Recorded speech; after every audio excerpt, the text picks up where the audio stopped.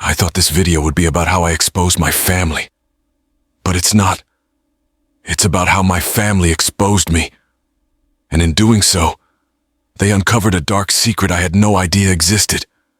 If you've ever felt like the black sheep of your family, if you've ever been told your dreams were worthless, or if you've ever been betrayed by the people you trusted most, this story is for you. Hit that subscribe button and let me tell you what happened. Because what I'm about to tell you is a story about a family that was rotten to its core, and a stolen legacy that changed my life forever. It all started on a crisp autumn evening in downtown Chicago. The air was cool and smelled of rain, a welcome change from the city's usual exhaust fumes. I was at the opening night of the city's most anticipated art exhibition, held at the prestigious Sterling Gallery. The place was packed with all the usual suspects, critics in thick-rimmed glasses, investors in tailored suits, and a flurry of influencers snapping photos of themselves in front of the art. I wasn't there for any of that. I was there for my brother, Liam. Liam was the golden son, the chosen one. He was 10 years my senior, and for as long as I could remember, my parents, David and Sarah, had been grooming him to be a success. He was the one who could do no wrong, the one who could charm his way out of anything. I, on the other hand, was the quiet one, the nerd who preferred a keyboard to a canvas. My parents tolerated my interest in digital design, but they never truly understood or respected it. To them, it was just a hobby, a foolish waste of potential. But my brother had a new passion: art. Specifically, the art of our late grandfather, Elias. Grandpa Elias was an enigma. He was an artist, a sculptor, but he never sold his work. He was a recluse who lived in a dusty old workshop on the outskirts of town, and he made sure his art never saw the light of day. He passed away 5 years ago, leaving behind a workshop filled with thousands of intricate pieces, each one more complex than the last. Liam, with the help of my parents, had arranged for an exhibition to showcase my grandfather's undiscovered genius. I was happy for him, happy that he was honoring Grandpa Elias's memory. My phone buzzed with a message from Liam. "Glad you could make it, little brother. The big reveal is about to happen." My stomach was in knots. I had a feeling this night was going to change everything. I just didn't know how. I made my way through the crowd, my eyes scanning the room, but I couldn't find him. As I rounded a corner, a hush fell over the crowd. A spotlight suddenly shone on a giant, imposing sculpture in the center of the room. It was a masterpiece, a massive, intricate statue woven from 1,000 tiny metal parts. The plaque beside it read, "The Weaver," by Elias Hayes. But I knew better. This wasn't a sculpture by my grandfather. It was something else. I felt a cold dread creep up my spine. This wasn't a tribute to his memory. It was a lie. Then I noticed it. The plaque described the piece as perfectly seamless. But as I looked closer, I saw a subtle break in the design. One small, unfinished part, where a piece was meant to be. My heart sank. I knew exactly what that meant. My brother didn't just discover my grandfather's art. He stole it. He took all of Grandpa's little pieces and wove them together to form something new. Something he could claim as his own. The stolen legacy was right in front of me, and I felt a wave of nausea wash over me. That's when the curator stepped forward, and in a booming voice, he announced, "Ladies and gentlemen, we are proud to present to you the final masterpiece of a great artist, the Weaver. A testament to how he meticulously wove together a lifetime of stories. His entire stolen legacy has now found a home." I froze, unable to move. They weren't just stealing my grandfather's art. They were profiting from a lie. But what I was about to find out was that the statue was more than just art. It was a puzzle, a map, and a key to a secret so dark. I wished I had never found it. It all goes back to when we were kids. Liam was always the golden boy. He had this natural charisma that drew people in. And my parents, David and Sarah, just ate it up. They saw a future CEO, a man who would make a name for the family. Meanwhile, I was just me. The kid who sat in his room and drew comic book characters. My parents didn't get it. They'd always say, "Felix, why are you wasting your time with those cartoons? Look at Liam. He's out networking." I was invisible to them unless I was doing something wrong. But I wasn't invisible to Grandpa Elias. He was the only one who saw the world the way I did. He'd let me hang out in his workshop for hours, surrounded by his sculptures and the scent of sawdust and old wood. It was my sanctuary, a world away from the constant pressure at home. While Liam was at football practice, I was with Grandpa, listening to him talk about art.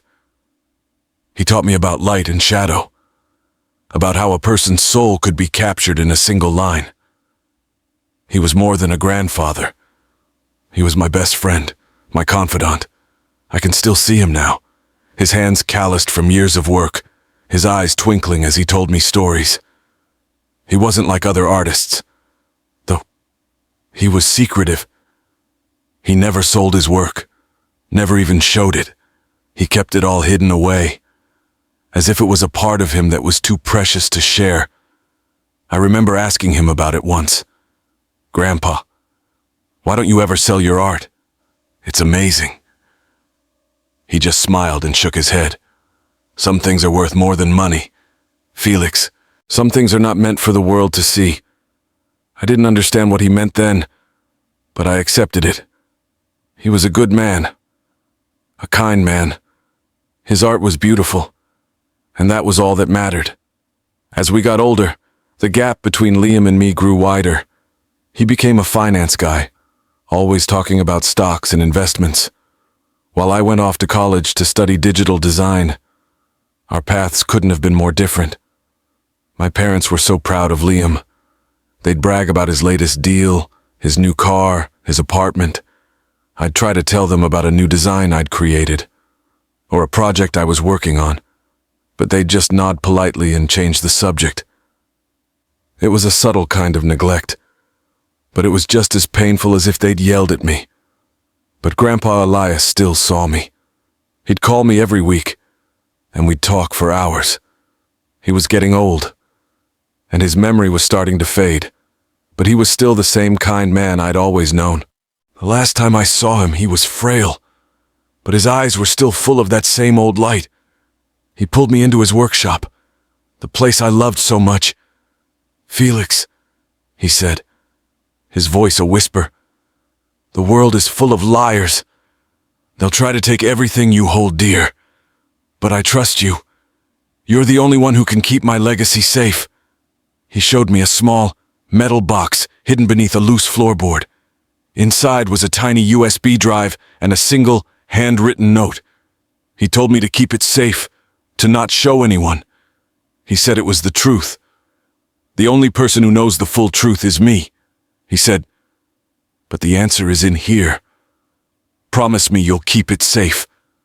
I promised.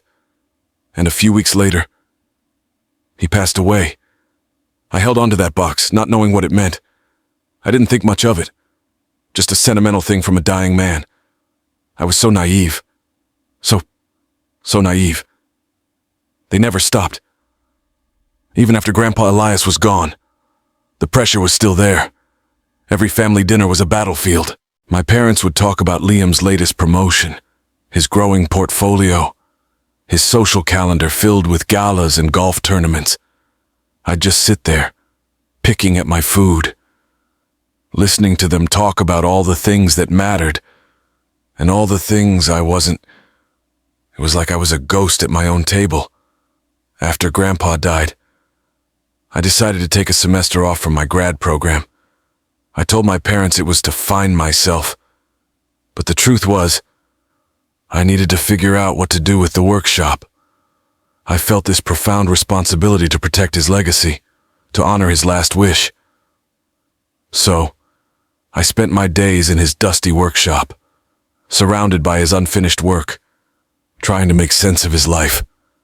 I documented every single piece, every chisel mark, every sketch in his journals. I was so focused on cataloging his work, I barely noticed my family's increasingly strange behavior. Liam would show up at the workshop unannounced, his designer shoes getting dusty on the old floor. He'd look at the sculptures with a mix of curiosity and impatience. "What is all this stuff?" "Felix," he'd ask, his voice flat. "It's just junk." I tried to explain the complexity of Grandpa's art, the hidden meaning behind each piece, but he just wasn't listening. He'd just shake his head and say, "You need to get a real job. Man, stop living in the past." My parents were worse. They started dropping hints about selling the workshop. "It's just sitting there. Felix," Mom would say, "it's a huge piece of property. Think of what we could do with that money. It could be a real investment." They said it so casually, as if they were talking about selling an old car, not a place filled with a man's life work. I would always push back, telling them that the workshop and everything in it was Grandpa's legacy, a sacred trust he left to me. But they didn't care. They saw dollar signs, not history. The pressure mounted, the pressure. Liam started calling every day, asking if I'd had any luck getting rid of that junk. He even brought an appraiser by one afternoon, a slick, uncomfortable guy who walked through the workshop with a clipboard and a sneer. The whole time, he kept looking at me like I was insane for holding on to what he called a pile of potential firewood. But I stayed strong. I kept my promise to Grandpa Elias. I kept working. I started a blog, uploading photos and short videos of his work, trying to find a way to share his genius with the world without betraying his trust. I was a digital artist, and I knew I could bring his art to a new audience. I thought I was doing something good, something that would make him proud. I thought I was protecting him. I didn't know that my family's pressure wasn't about money or real estate. I didn't know it was about something much darker. I was so busy fighting the battles I could see that I was completely blind to the war being fought in the shadows. I was protecting a legacy I didn't even understand, and in doing so, I was walking right into a trap, and I was about to find out that my greatest sacrifice was about to lead to my own ruin. I had no idea how right I was. The day of the exhibition, everything felt different. The air was thick with tension, and my family, who had barely spoken to me in months, was suddenly all over me. My mom, Sarah, straightened my tie and said, "You look so handsome. Felix, you're going to make us so proud." I knew she wasn't talking about my design work. She was just happy I was finally doing something that might get them some attention. It was a cold, hollow feeling. When we got to the gallery, the place was packed. The air hummed with a nervous energy. Liam was there, a perfect smile on his face, shaking hands with some of the biggest names in the art world. He saw me and gave me a tight hug, a hug that felt more like a warning than a welcome. "So glad you came, man," he said, his eyes scanning the room, as if checking for threats. "You're gonna love what we did." He led me to the main hall, where the big reveal was about to happen. My parents were there, too, standing at the front, their faces beaming with pride. They looked so happy, so proud. I thought, for a second, that maybe I was wrong. Maybe they had a good reason for everything they'd done. Maybe this was all just a misunderstanding. But then I saw the statue. It was breathtaking. A giant, twisted, beautiful thing woven from what looked like 1,000 tiny metal pieces. My breath caught in my throat. I knew this was Grandpa Elias's work. I'd seen these pieces before. They were his life's work. But then, the curator announced it. The Weaver, a testament to the beautiful mind of a truly brilliant artist. And he pointed at a plaque that read, "By Liam Hayes." My heart sank. It wasn't my grandfather's legacy. It was my brother's. I couldn't breathe. I looked at Liam, expecting him to look ashamed. But he just smiled. He was a master of his own reality, A man who believed his own lies. The crowd erupted in applause. My parents rushed over to Liam, hugging him, telling him how proud they were.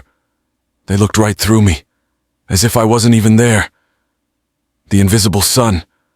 That's what I was. I felt a surge of cold fury.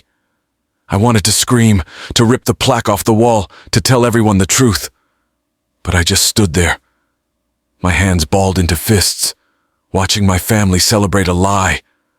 I finally managed to get to my brother. I grabbed his arm and pulled him away from the crowd. "What the hell is this?" "Liam," I said, my voice shaking with anger. "That's Grandpa Elias's work. You stole it." He just laughed. "Stole it, I saved it. It was just sitting in a dusty old workshop. Felix, I gave it a home. I gave it a life. I gave it value."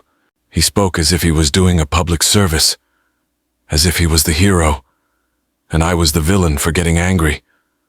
"He promised me he'd keep it safe," I said. "He told me he trusted me." Liam's eyes hardened. He was an old man, Felix. He didn't know what he was doing.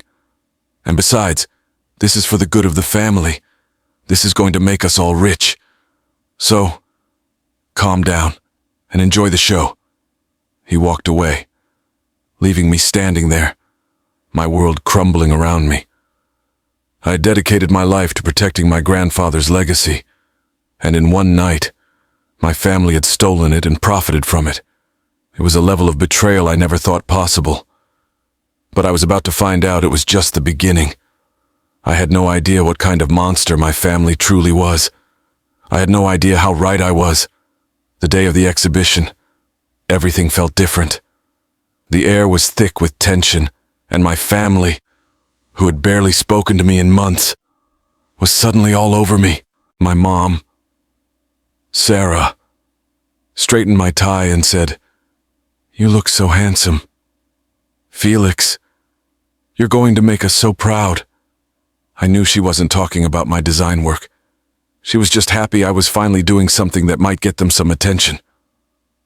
It was a cold, hollow feeling. When we got to the gallery, the place was packed. The air hummed with a nervous energy.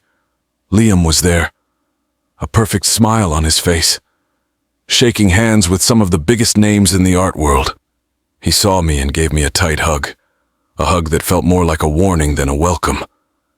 "So glad you came, man," he said, his eyes scanning the room, as if checking for threats. "You're gonna love what we did." He led me to the main hall, where the big reveal was about to happen. My parents were there, too, standing at the front, their faces beaming with pride. They looked so happy, so proud. I thought, for a second, that maybe I was wrong. Maybe they had a good reason for everything they'd done. Maybe this was all just a misunderstanding. But then I saw the statue. It was breathtaking. A giant, twisted, beautiful thing woven from what looked like 1,000 tiny metal pieces. My breath caught in my throat. I knew this was Grandpa Elias's work. I'd seen these pieces before. They were his life's work. But then, the curator announced it. The weaver, a testament to the beautiful mind of a truly brilliant artist. And he pointed at a plaque that read, "By Liam Hayes." My heart sank. It wasn't my grandfather's legacy. It was my brother's. I couldn't breathe.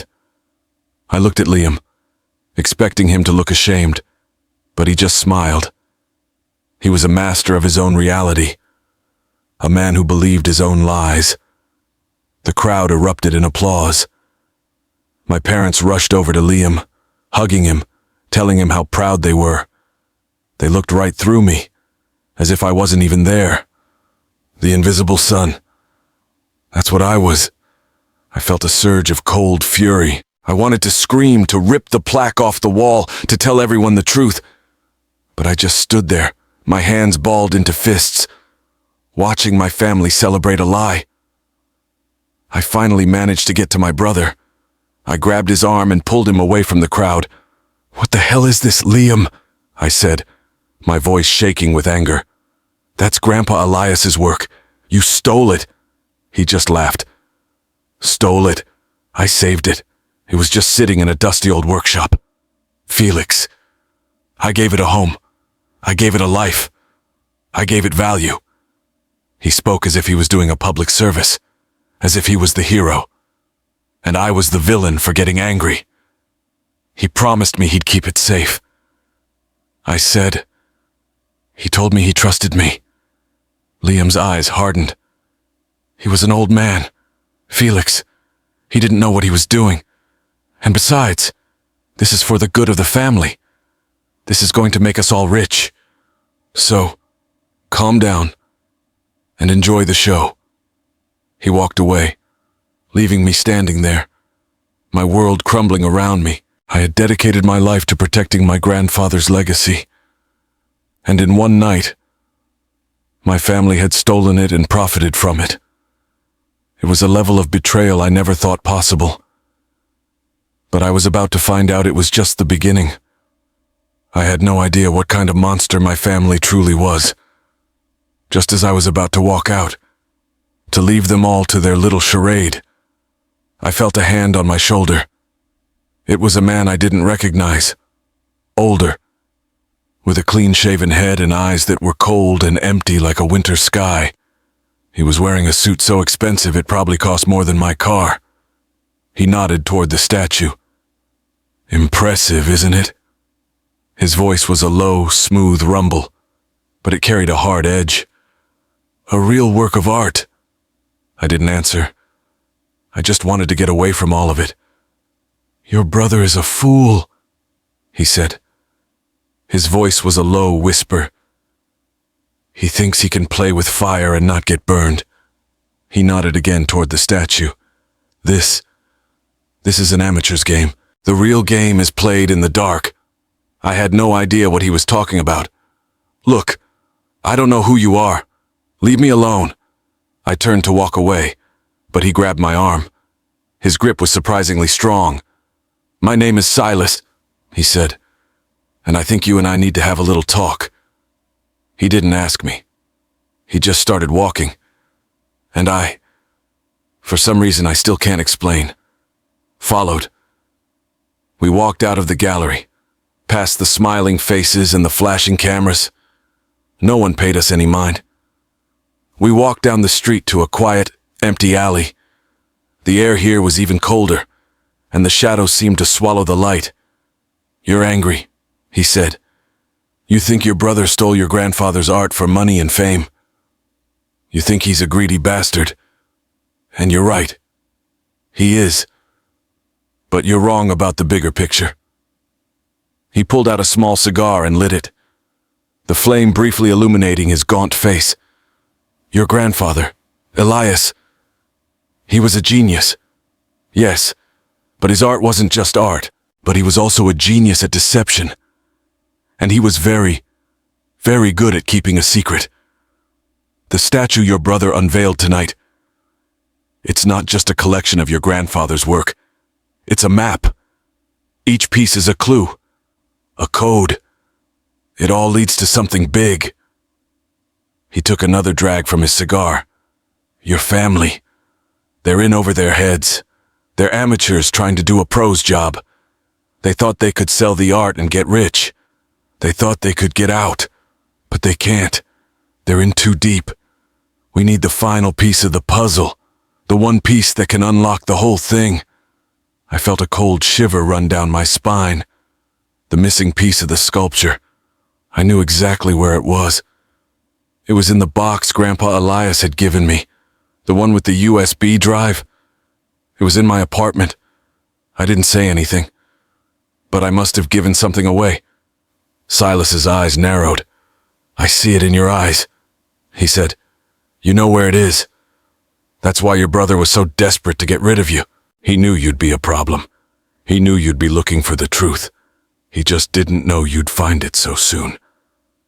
He took a step closer, and I instinctively took a step back.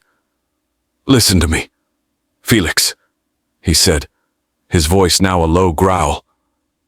"Your family is in my debt. They've put a lot of people in a very dangerous position. But you are not. You can walk away from this. You can forget everything you saw tonight. Just give us what we want. And you can live your life. You can go back to your cartoons. Or you can hold on to something that isn't yours. Something you have no idea how to handle. Something that could get you killed. He held my gaze for a long, terrifying moment. Think about it.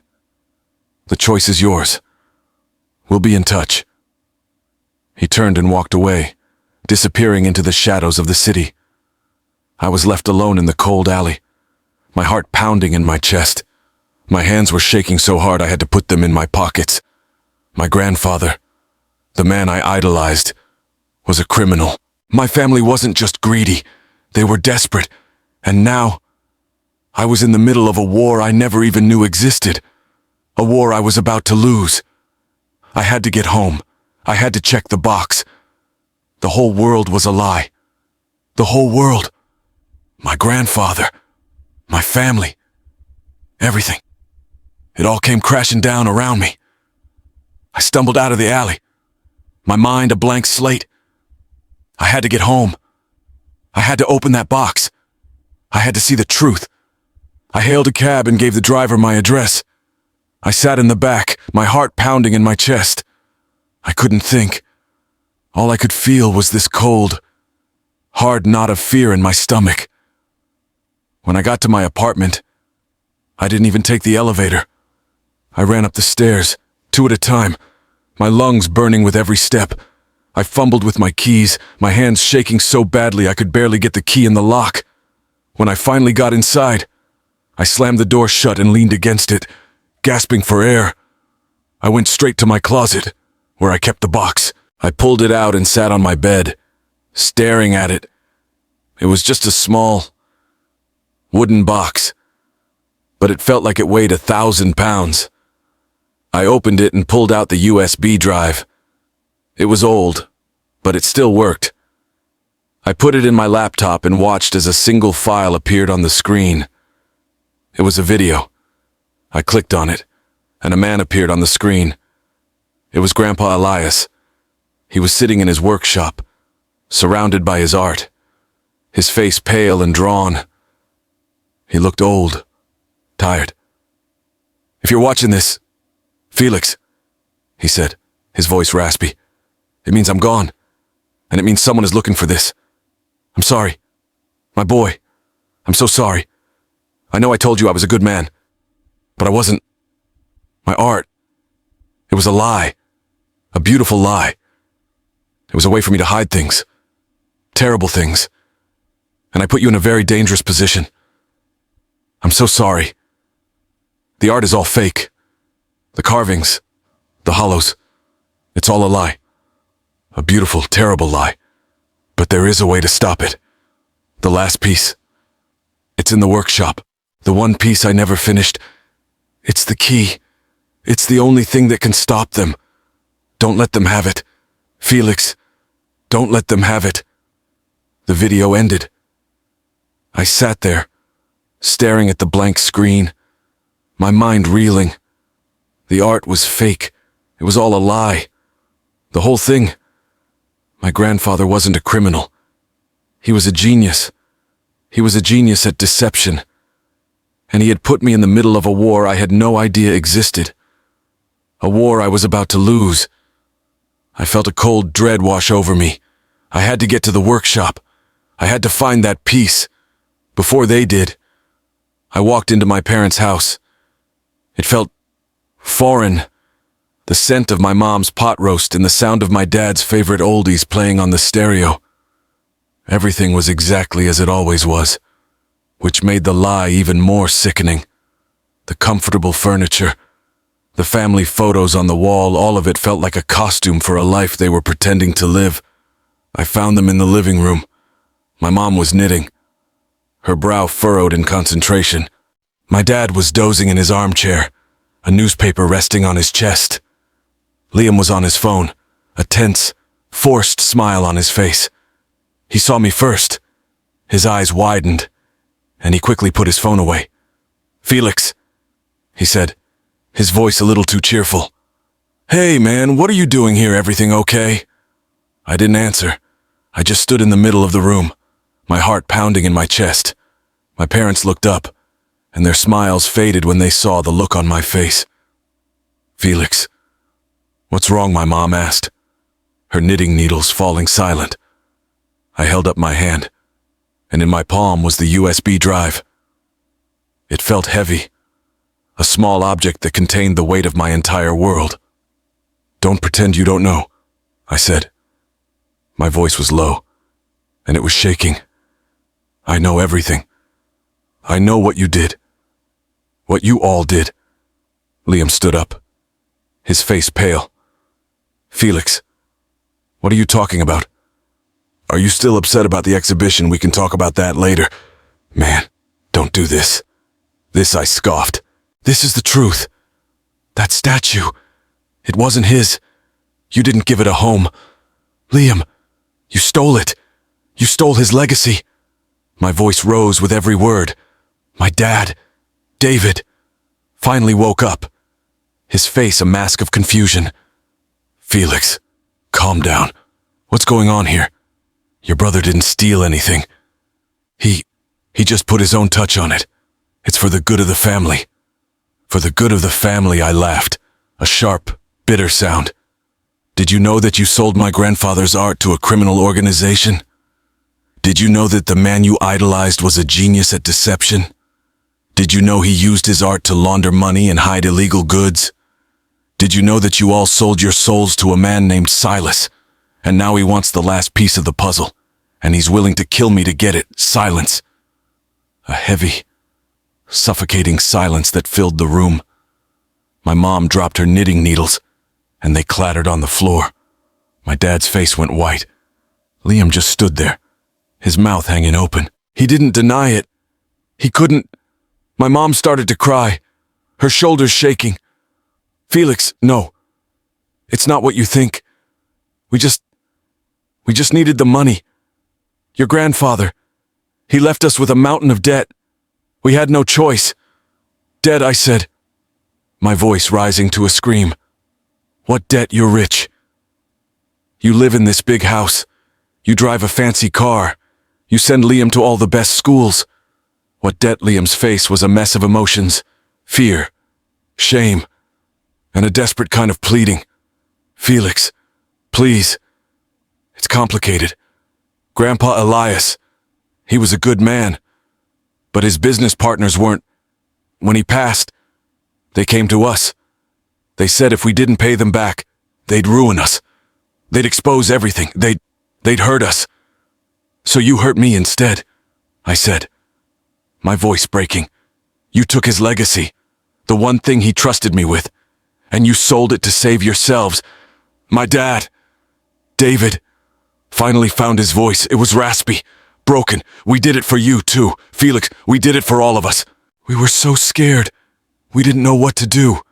We didn't want to lose everything. Your brother, he just wanted to protect us. Protect us." The words hung in the air like a cloud of poison. "Protect us. You lied to me. You used me. You told me I was nothing, that my dreams were worthless, and all the while, you were selling the one thing I loved to save your own skin." Liam took a step towards me, his hands outstretched. "Felix, man, I'm sorry. I really am. I never wanted to hurt you. I just wanted to do what was best for the family." I took a step back. "Don't touch me. Don't even look at me. The family. It's a lie. You're all liars. You're all criminals. You're all murderers." "Murderers," Liam scoffed. "No one got hurt. Felix, we just wanted to make sure we were safe. You put my life in danger," I screamed, my voice cracking. "Silas, he told me he's willing to kill me to get the last piece. The one thing my grandfather trusted me to protect. The one thing that can expose all of you." Their faces went white again. They looked at me, their eyes wide with fear. They didn't know. They didn't know that I was in danger. They didn't know that their lies had put me in the crosshairs of a criminal. They just wanted to save themselves. My mom, Sarah, ran to me, her arms outstretched. Felix, please, we're so sorry. We never wanted this to happen. We just wanted to protect our family. I took a step back. My heart as cold as ice. You don't have a family, I said, my voice low and final. You have a pack of liars. You have a criminal enterprise, and you're all going to pay for what you've done. I looked at Liam, his face a mask of shame and regret. You were the golden boy, the one who could do no wrong. But I was the one who was right. I was the one who was honest. I was the one who was true to our grandfather's memory, and now I'm the one who has to live with the consequences of your lies. I turned and walked away, leaving them standing there, a broken family in a beautiful, empty house. I didn't know what was going to happen next. I didn't know if I would survive, but I knew one thing for sure. I was going to find that last piece. I was going to expose them. And I was going to make sure that my grandfather's true legacy, the one he trusted me to protect, would finally be revealed. I walked out of that house and into the cold night air. The silence was deafening. No more excuses, no more lies, just the raw, hard truth. It wasn't the satisfaction I thought it would be. There was no triumphant feeling, no victory lap, just a hollow ache in my chest. I had exposed them, yes, but in doing so, I had lost my family forever. I spent the next few days in a fog. I didn't answer my phone. I didn't check my email. I went to the police, and I told them everything. I gave them the USB drive, and I explained the intricate, terrifying system my grandfather had built. The police were shocked. They looked at me, this scruffy kid in a worn-out hoodie, and they couldn't believe I was the one who had brought down a criminal enterprise. It felt surreal, like I was watching a movie of my own life. The news broke a few days later. It was everywhere. Prominent Chicago family implicated in international art smuggling ring. My brother, Liam, was arrested. My parents, David and Sarah, were brought in for questioning. Their perfect lives, the beautiful lie they had built, came crashing down. I didn't feel any joy. I just felt empty. The golden boy was no more. The perfect family was a sham. And I, the invisible son, was the one who had exposed them all. I thought that once the truth was out, I would feel better, that I would finally get some closure. But I didn't. I was still that kid in the dusty old workshop, and I was still that kid who was never good enough. The only difference was that now I was alone. I tried to go back to my old life, but I couldn't. My friends didn't know what to say. My old bosses looked at me with a mix of pity and fear. I was a pariah, a traitor. So, I went back to the only place that made sense. I went back to Grandpa Elias's workshop. It was empty now, but the scent of sawdust and old wood was still there. I sat on the floor, surrounded by the ghosts of his work, and I cried. I cried for my grandfather, the man I thought I knew. I cried for my family, the people I had lost, and I cried for myself, for the boy who just wanted to be seen. And that's when it hit me. My grandfather's legacy wasn't a criminal enterprise. It was his art, his genius, his beautiful, twisted, terrible art. He had used it for evil, but I could use it for good. I had the USB drive, and I had the knowledge. I could tell the world his story, honestly, with all its flaws and all its genius. I could build something new, something real. I started a new project. I used my skills as a digital designer to create a virtual museum of my grandfather's work. I didn't hide the truth. I told the story of his life, his art, and his crimes. I called it the Weaver's Truth. I showed the world the beautiful pieces he had created, but I also showed them the hollows inside, the dark secrets he had hidden. I told my own story, too. The story of a boy who was invisible, who was betrayed, who lost everything, but who found himself in the process. I launched the virtual museum on a quiet Tuesday morning. I didn't expect anyone to see it, but they did. The project went viral. People were fascinated by the story, by the art, and by the honesty. I started getting messages from people all over the world, people who felt invisible, people who had been betrayed, people who were trying to find their own place in the world. I wasn't alone anymore. I had found my own family, a family of people who understood what it meant to be honest. I still have my grandfather's box, and I still have the USB drive, but I don't look at them anymore. I don't need to, because I know the truth. I know who I am. I'm not the invisible son. I'm not the traitor. I'm Felix, and I'm the one who chose to tell the truth. I chose to live my life with honesty and integrity, and in doing so, I built something real, something that can never be stolen. If you've ever felt like your voice doesn't matter, or if you've ever felt like your story isn't worth telling, I'm here to tell you that it is. And if you want to hear more stories about real people and real lies, about good people doing bad things and bad people finding redemption, then hit that subscribe button. Because on this channel, we don't hide from the truth. We face it, and we build something better. So, tell me, what's your story? I'm ready to listen.